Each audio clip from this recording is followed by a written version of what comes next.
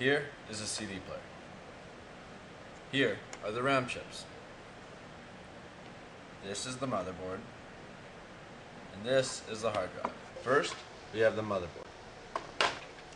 This is a RAM chip. It goes right here. And in this motherboard's case, it can contain 3 RAM chips.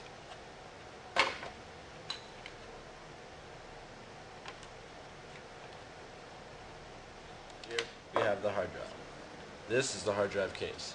It fits the hard drives. You go in right like that.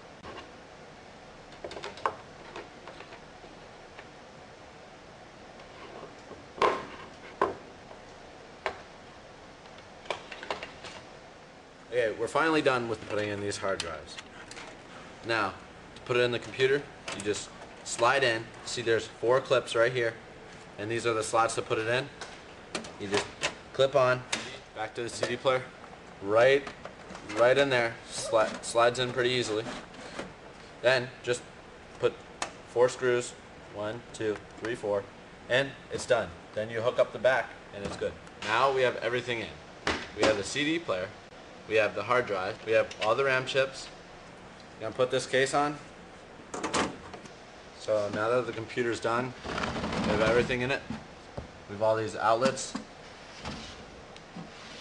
Looks old, but with all that power that we put into it, it'll be a great computer. Thanks for watching our 2-minute video on how to build a computer and the parts that go into it.